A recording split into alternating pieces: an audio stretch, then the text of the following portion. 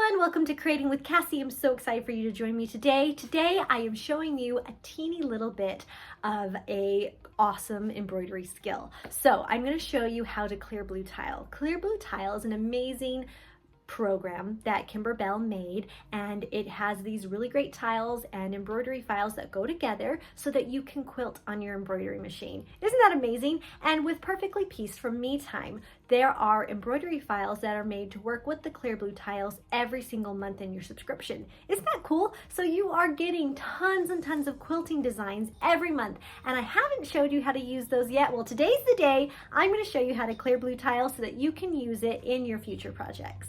So one of the first things you need to know when you're clear blue tiling is that your back fabric needs to be a little bit bigger than what you want it to be for your project, because when you quilt, there can be a little bit of give and take and pull. And so I have left this one nice and big. And then the next thing you need to know is that your batting needs to be about an inch wider on all four sides than your back fabric. So I don't have a big piece of batting, but I do have these little pieces. So I'm just going to spend some time Frankensteining them together, as I call it, which is zigzagging them together to make a big enough piece. And I'll show you how I do that. Okay, so to Frankenstein batting or join batting together, what I like to do is put them end to end under my presser foot and make sure that my foot is down. And then I'm just going to do a zigzag stitch. And it doesn't have to be anything perfect or pretty. I'm just trying to keep my batting level and not have them overcross. So I'm just going to go ahead and get started and let that just kind of stitch together. And I call it Frankensteining because I feel like it's like you're stitching, you know, pieces of things together. I don't know. And the zigzag stitch reminds me of Frankenstein. So I just Frankenstein these together. And then instead of having two small pieces of batting, I have a bigger piece. And I need a couple of these. And so then I'm going to go ahead and take that out, and look, it's just joined by a nice little zigzag. It's not bulky, so no one would ever know it was there in my finished project. So I have to do a couple more of these, and then I will show you what the next step is for clear blue tiling. So after you have your batting all Frankensteined or joined together, then I go ahead and take my fabric that I want to have my clear blue tile design and spread it out on the batting. And I'm just double checking that I have about that 1 inch past my fabric. And if it's a little bit bigger, you can go ahead and trim it, but you want to have about that 1 inch. And then what I'm going to do next is I'm going to grab I call it a whatever fabric, a fabric that doesn't matter, you're never going to see it, so it doesn't matter what it is, just something you've had in your stash for a long time, something that you don't hold dear, just a fabric that doesn't matter much. And I'm going to put that on the back of the batting to continue making my quilt sandwich. So it's going to be the whatever back fabric, then it's going to be the batting, and then it's going to be your nice fabric that you're going to see the quilting on to complete your quilt sandwich. If you were doing clear blue tiles on something where the back fabric is going to be seen, then you would want to do your beautiful fabric that you really love on the back instead. But the rule when we're doing this is everything has to get a little bit bigger. So this is a little bit bigger than my finished size, and then this one's at least an inch bigger, and then my next layer is going to be 3 inches bigger on all sides. And we do that so that when we hoop and we move our hoop along while we quilt, we have fabric for our hoop to hold onto, to clamp onto, so that it can do the quilting. So I'm gonna go find my whatever fabric and get that ready to go on this quilt sandwich. While rifling through my stash, I found this really great gray fabric that I've had forever that I have no idea what I'm gonna do with. So I chose this to be my whatever fabric. And what I'm going to do is use my adhesive spray and give it a little spritz in the middle so that it's sticky. And I want it to be sticky so that when I lay the batting down, it sticks right in the middle. So I'm going to try and center it so that it is about 3 inches, give or take, from the edges of my batting. So I have plenty of extra fabric here. Then I'm going to lift up my lovely green fabric and I'm going to give it a spray and stick it down in place. so that it doesn't go anywhere either. I've got this side, so I'm going to lift this side up and give this side a spray. And I'm not spraying the batting because the batting can soak up the spray a little bit, so I'm spraying the fabric. And now everything is joined together, and I have my part I'm quilting, my batting, and then my background fabric, which in this case again is kind of a whatever fabric because you're not going to see it. All right, now it's time to lay out the clear blue tiles. Now these clear blue tiles, you got some in Perfectly Pieced in your first box, but you also can get more from Kimberbell.com.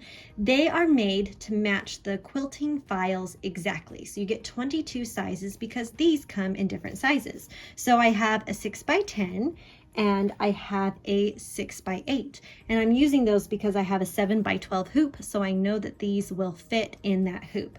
And when I put them on my project, they line up just perfectly to cover where I want to quilt. So what you need is your water-soluble pen, and you need to draw some marks here. So you're going to draw where all of these blue marks are on the tiles, so you know where they go. On this dark fabric, it's going to be a little bit harder to see, but that's okay. Just going to do it on the edges. I'll be able to see them myself, but you might not be able to see them on camera. Then you're going to draw the lines here, and you want this arrow so that you make sure you put the design going the right direction. And then right here is the most important part. This is where you're going to line up your quilting with your machine. So make sure you get that dot nice and good. And then this little window you put 6x10 so that you know what size quilting design you're going to do right here, because this one is a different size. This is a 6x8, but I'm going to do the same thing. Mark around the tile so I know where everything is lining up. Get the cross in here. Make sure you have the little arrow. Get that little center dot nice and good. These so you can line everything up, and then I'm going to write 6x8 in that little window so I know where it is. If you're concerned, especially if yours is like mine where it's a little bit dark and you're worried about getting it right, you can put 6x10 here on the batting and 6x8 up here just to help you make sure you have it in the right direction. And again, where this is dark, I'm going to put a little arrow right here saying this way up so I know when I put it in my hoop which way I'm going to do. So then I've only done one section. I just popped this over and I made these marks here so I know right where to line this next one up, and I just do the same thing again. Mark it so that I can see everything. And don't worry about marking it so that you see the blue marks. You're supposed to see the blue marks. It is a water-soluble pen. It will come off. It's not a big deal if you're getting a lot of mark on there. However, if you are using a really light colored fabric, it is a good idea to mark it a little bit lighter than you would on a darker colored fabric, just so that it comes out easier. Okay, once you've got it all marked, if this was a lighter color, you would totally see all of my X's and my little dots everywhere throughout this whole thing. Then you go ahead and put your clear blue tiles aside, and you're going to go to your computer and pull up the 6x8 design and the 6x10 design and put it on your thumb drive, and then put it into your embroidery machine. Now here's the really fun part. It's time to hoop our background fabric, and you do this with your hoop but no stabilizer. How cool is that? You don't have to worry about stabilizer. That's one of the best things about this. Now there's something I want to point out on your hoops. Your hoops have these little centering lines. You have a centering line here on each of the sides and then down here on the end, and this is very important for clear blue tiles. So let me grab our fabric. So the design that I want to do first is my very first 6x10. And so I just have my hoop underneath, and I have my bottom piece here and my front one on top. Now my goal with those little X lines that are in the clear blue tiles, so if you remember, you have these little lines, you want to line these up with your hoop lines as much as possible. So I'm just going to eyeball it as best I can. See this, the dot, the center of this is way down here, which is not going to work for me when my centering line's up there. So I'm just going to take my fabric and move it up. And your goal really is to eyeball this and get it as close as you possibly can. Okay, that's much better. I am so close there. So I'm going to feel for my bottom hoop. Looks like things shifted, which they do sometimes. So I'm just going to spend a second getting everything centered. One important thing to do is make sure that your hoop is loose all the way. Nice and loose. Okay. Feel for your bottom hoop, get your top one in there. Twist your fabric however you need to make sure it's centered. Okay. Okay, so now that I have it centered as best as I can, up and down and horizontal, I just click my hoop into place. And because of all this extra fabric, everything's good. Then I can come in here and tighten my hoop, nice and tight. And this feels a little bit floppy with all this extra fabric. So I am going to take this other side over here and I'm going to lightly roll it so that it's just held out of my way. And I'm just going to put some sewing clips here so that it just keeps it a little bit more organized and it's not flopping over everywhere, so that I can focus on this first piece here. All right, so when I put my hoop into my machine, I do a double check. So if I look, I am really close to being on center, but I'm slightly off, and I do not want to be slightly off from my design. So I'm just going to swing over here so you can see. What I'm going to do, I already have my design pulled up and everything, is I'm going to hit these buttons and move my hoop. It just moves it over a little bit until I am right over that center dot directly. And I can do that by putting my needle down and double checking. So I'm just a little bit off, so I'm just going to move it a couple places more, double check. All right, I am like dead center on that dot.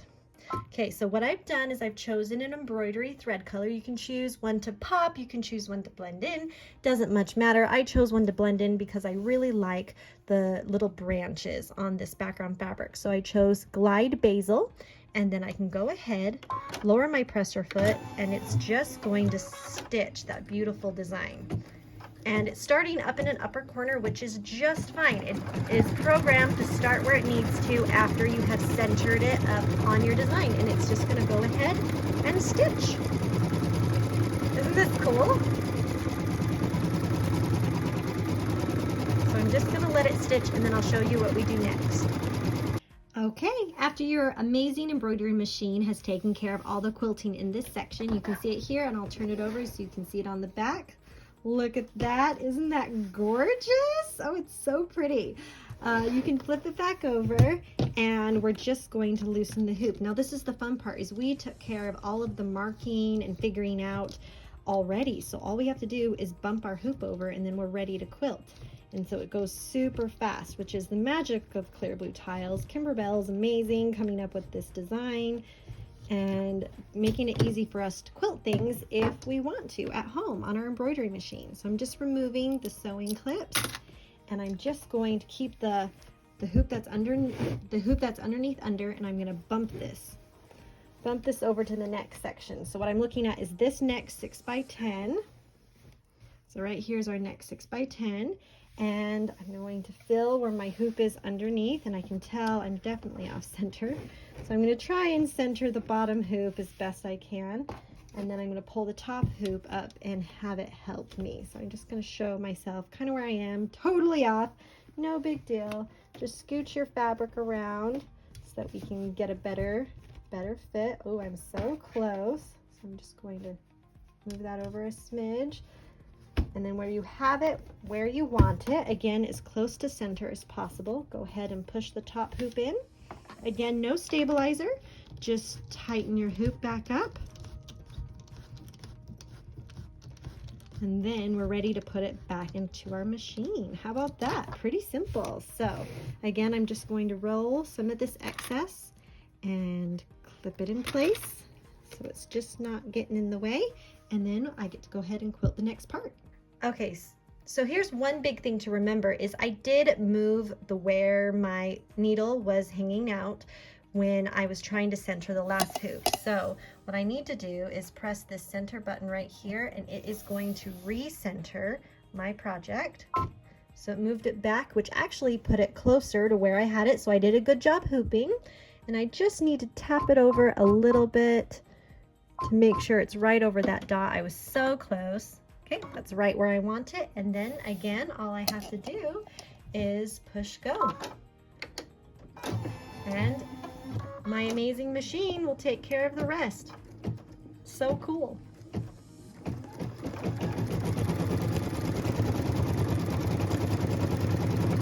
So what I'm going to do is I'm going to finish hooping and embroidering all the 6x10s, and then I'll show you what to do when you're ready to do the 6x8s on the top of the 6x10 designs. Okay, so I have quilted all of the bottom, which is all of the 6x10. So on the top, I have the 6x8 pieces. And so all we're going to do is just scooch this down and put our hoop underneath the first section. Same thing as before. The only thing that is changing is that our hoop is going to be grabbing a lot more of this background fabric and a little bit less of our actual fabric that we're quilting, just because of the size. So we're going to arrange this and then scooch our fabric just like before so that it fits in our hoop, and try to make sure that we have it as centered as possible. So that looks pretty close. I need to scooch it this way just a little bit more. All right, so now that I have it in place, I'm just going to push my hoop and then just continue stitching all the way along until I have the whole thing quilted. And it's just as simple as that. The biggest thing that you need to make sure you do is switch on your embroidery files from the 6x10 to the 6x8 so that it fits in this space and you're not overlapping your quilting.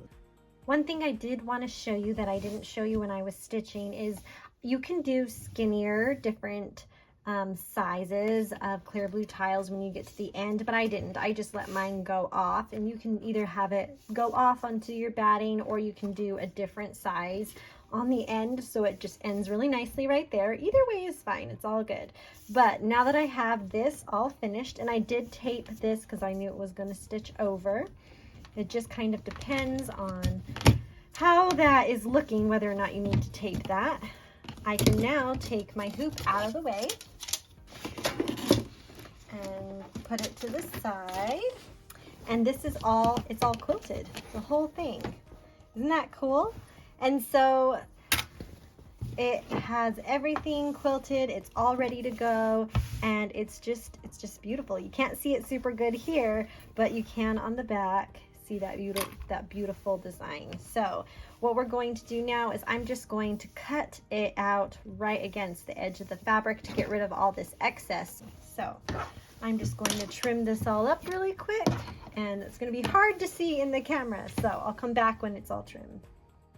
Okay, so now it's all trimmed and beautiful and ready to use in your project, whatever you're making, and it is just one of those things that I love so much because it's quilted and gorgeous and just ready to go. So hooray, Clear Blue Tiles! And one thing to show you, there is some blue marks on here from that water-soluble pen, and so make sure that you go through with some water and just erase those. You can use your brush pen, you can use just a little bit of a cotton swab, something just to kind of lightly rub those off, and they will all go away. Isn't that amazing? Clear blue tiling is so cool. I actually find it really soothing. Like if I have a stressful day, I like to just have everything set up with my quilt sandwich, make sure I have all my pieces, set it to go, and then I just unhoop and hoop and unhoop and hoop. It's just very rhythmic, and it's actually kind of soothing. And so I really love clear blue tiling. If you choose to do clear blue tiling in the future, there's a couple of things that you need. You need your hoop, obviously, and you need to know what size tiles work with your hoop. And then you need to make sure that you have your embroidery files. For me time, you have tons of them that come with the Perfectly Pieced program. For Kimberbell, often they are in a quilting bundle that you can purchase along with your special purchases from Kimberbell. So Me Time and Kimberbell both sell these. You will also need clear blue tiles that come from Kimberbell, but if you did subscribe last year with Perfectly Pieced, in your box you did receive 2 sizes, so you already have some.